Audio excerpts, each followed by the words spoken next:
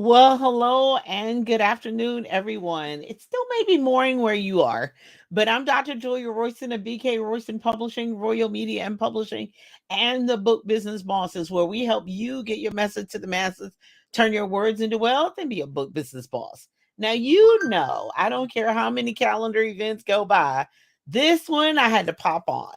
Even if you're in the midst of finishing up your lunch or not going to having a late lunch or whatever your status is.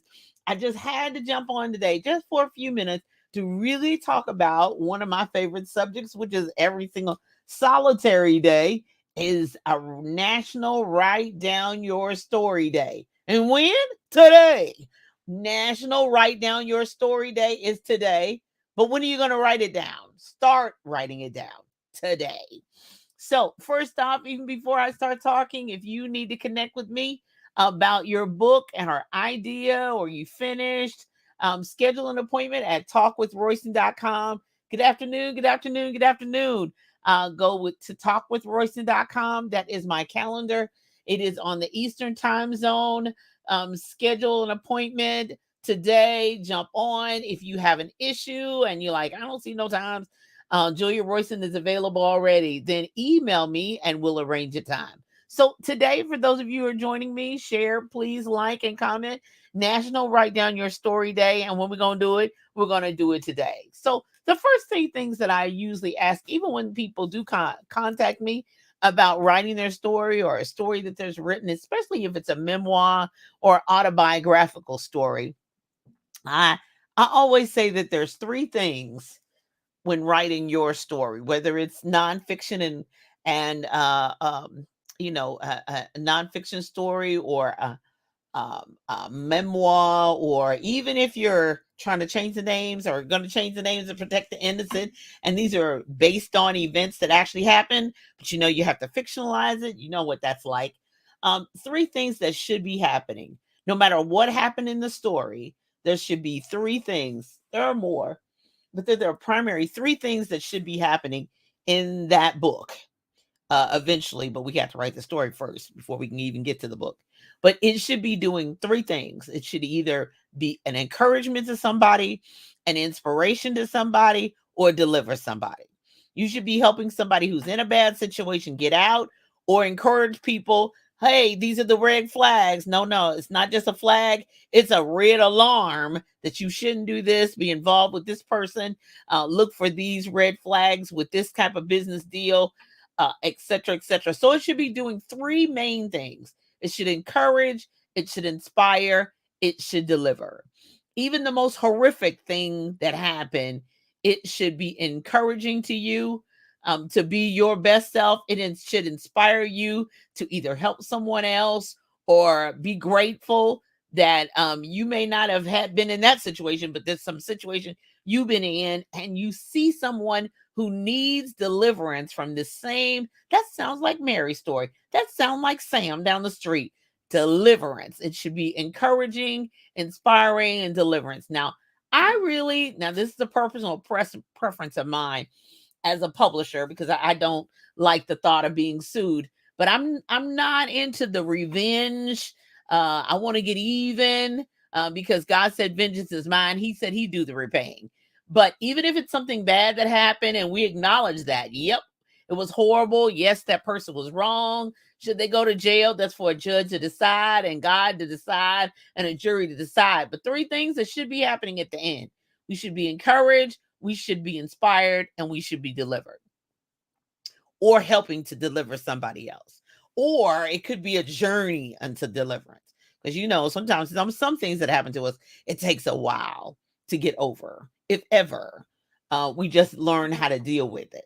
So today, for those of you who are just joining me or sharing or even going to listen on the replay, it's National Write Down Your Story Day today. So even before you start writing, even before, and some people, I've had people knock me out on the floor. The prophet said, the pastor said, a lady walked up to me in the street. My family members, Big Mama said I should write a book. Three things to consider first. I want to encourage somebody. Do you want to inspire somebody to be better and be all that they can be? Encourage somebody while they're going through, or help get somebody out to be delivered. All right. So that's number one. That's the mindset, the frame of mind that you should be going for. Now, an editor will help us with the language, grammatical errors, and all that good stuff. But if I read it and I get the heart of it, then that's what I'm going for. That's the three things I'm looking for. That's what I'm looking for. Another publisher may be looking for something else, but in writing down, especially those memoir and personal stories, other stories, children's books, poetry, all that other, we look for something else. But if it's something as a life memoir story, I want encouragement, inspiration, and deliverance. One of those three. Next, I can't have every detail but I need to know the basic big parts of what happened. We got to know what happened. And those steps that happen, whether they're in order or these are 5 major mistakes I've made. These are 5 major tragedies that formulated my life. I just need those written down. Okay. And then they'll eventually have to be typed up for publishing, but we just need to know what happened because and we don't have to have every detail and every vast detail, but at the end, we need to know the house burned down, daddy died, and we had to move. Big mama came to stay with us and she was sick a long time and she had dementia and all kinds of things happened with that. I need to know. I don't have to have every detail, but if you were molested, that whole word itself carries a connotation of horrific and trauma. I need to know that you showed up late for your job and, over and over again, and they eventually fired you. Or maybe you didn't show up late. Maybe you were there on time for 40 years and then the whole company moved 1 week before you would get your pension and retirement. I mean, that's subject to happen and probably has happened to somebody. But what actually happened? Okay. So once we know 5 to maybe 7 major things that happened and transpired, we can know, oh wow, this is a powerful story. This is a horrific story. So remember, today is just a reminder, National Write Down Your Story Day. So we're gonna when we're writing our story, we're gonna be thinking, I want to encourage somebody, inspire somebody, or deliver somebody. So number 1, I need to tell what happened. Okay. And then number 2, what did you do? Did you say nothing? Did you go to the authorities? Did you tell your mother and she didn't believe you? What happened? What did you do? What part did you play? Because we still need to know, what your reaction, how it worked out for you, what happened, okay, what you actually did. Did you write a letter? Did you send an email? Did you pick it out front? Did you run in under your bed and hide? What did you do? What part did you play? Because we know what happened, but what happened? What part did you play in it? Or were you a child and you didn't have any responsibility, or it was just beyond your control? And then number 3, this is usually the part that's really like pulling a scab off of a fresh wound. But how did it make you feel? Sad, angry, happy? Because the things that happen to you don't necessarily have to be horrific and traumatic. They could be good things and you succeeded, but you found your places feeling like you were an imposter syndrome, or experiences in memoirs don't have to be horrible. You could win. And how did that make you feel to win? How did that make you feel? You thought they were going to win and you won instead. And now you find you're in a place like, oh my Lord, I don't know nothing about, I'm in a position I don't know nothing about. I wasn't going to school for this. What in the world? So tell what happened first. Number 2, what did you do? Number 3, how did it make you feel? I always, and I did 3 writers workshops last week. And that was one of the things that people even were reading portions to me. And even the 2 schools that I was with students, they were like the old Dragnet. Now I'm 59. I'll be 60 this year. So I'm telling my age. I don't even know if it's on the old rerun stations, but Dragnet. And the detectives used to be getting the information. They would say, just the facts, ma'am. But in a book, we don't just want the facts. We want to know kind of how it made you feel.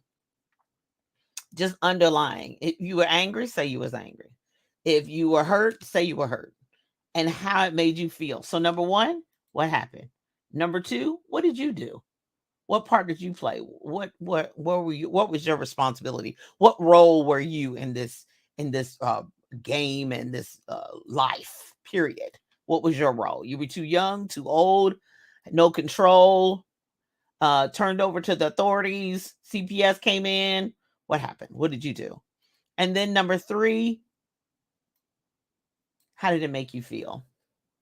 And then finally, number 4, because I know this is always difficult for people.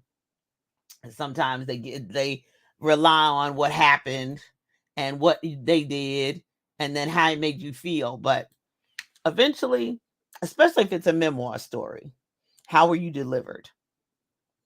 How did you get delivered? I went to school and I was having a horrific time. We had tragedy in our house, but they had an administrator who made sure that every teacher, and they took out a fund or they gave us a gift card and we were able to go to the grocery store and restock our refrigerator or buy the clothes that we needed. God is usually working through a person.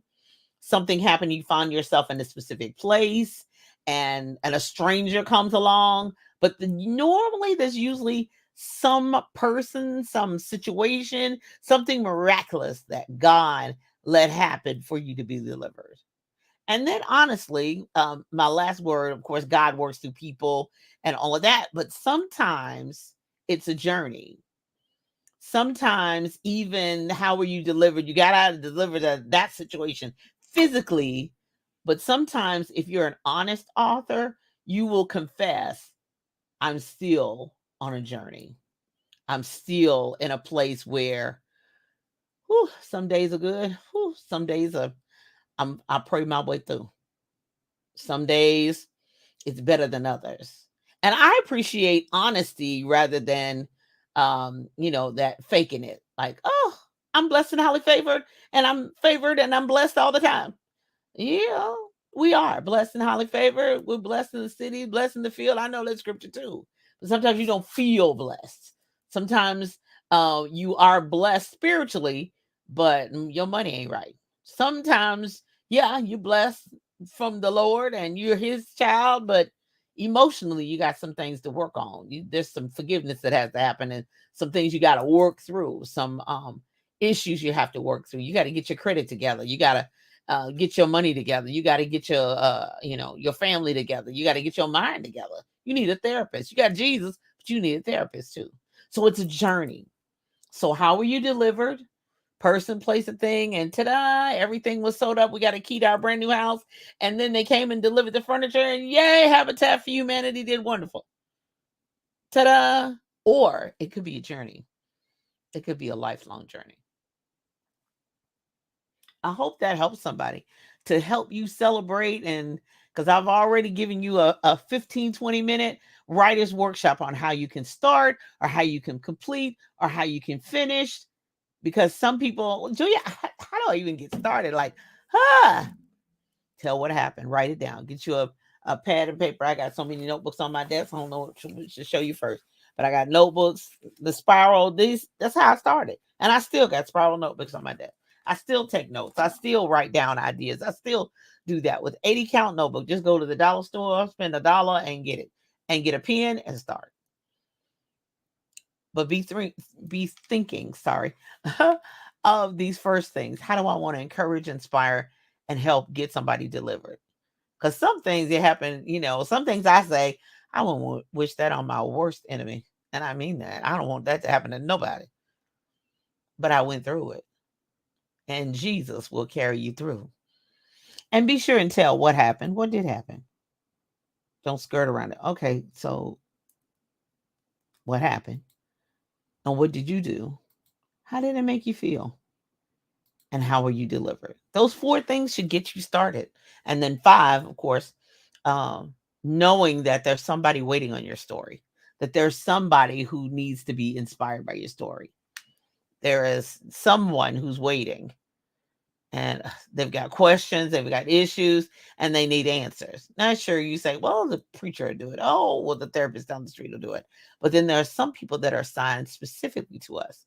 What God has for you is for you, but also God has assignments for you, waiting on you.